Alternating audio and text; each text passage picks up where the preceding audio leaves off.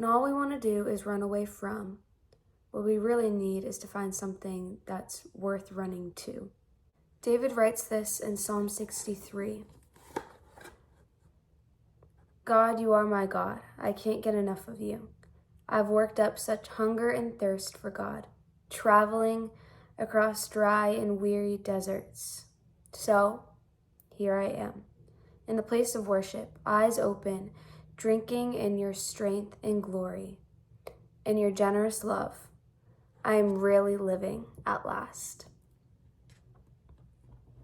It's really, really easy to run away from difficult things. Dare I say, your flesh thinks the burden is going to get lighter if you can just get away from the hurt. It's like a flight or fight response. You either fight back or you flight. You run away, and if you run away and you get as far away from it as possible, then it simply doesn't exist anymore. It's very far from the truth, but sometimes it's what we tell ourselves. If I can take anything from the past month and a half of my life, it's that I have found what is worth running to. I've ran to all sorts of things in the past, coping mechanisms, temporary fixes, things that would make me happy and satisfied in the moment. But now I've just found something that lasts forever. I've found something that's true, something that is eternal, and something that my heart can cling to, and it won't ever let go of me. In the areas where I have wanted to run away, and in some ways maybe it looks like I did run away, I've actually been running towards something.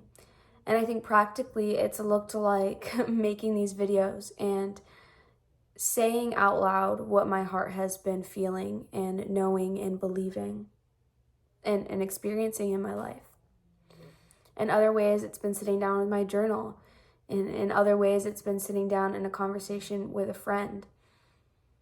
In more ways than not, it's been talking to God and really fleshing things out with Him and processing and praying things with Him, to Him, for Him, and Him working on my behalf as well.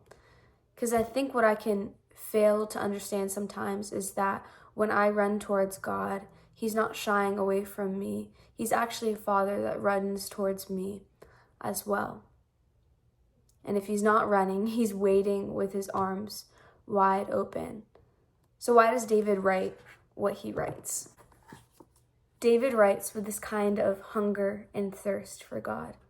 A hunger and thirst that says, I will travel across every desert and every open wilderness and every barren land just to find you, God.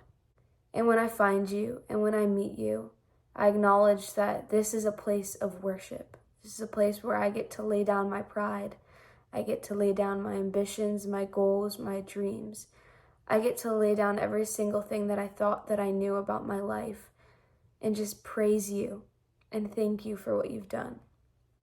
Drinking in the Lord's strength, drinking in the Lord's glory, and acknowledging that in His generous love, I am really living at last.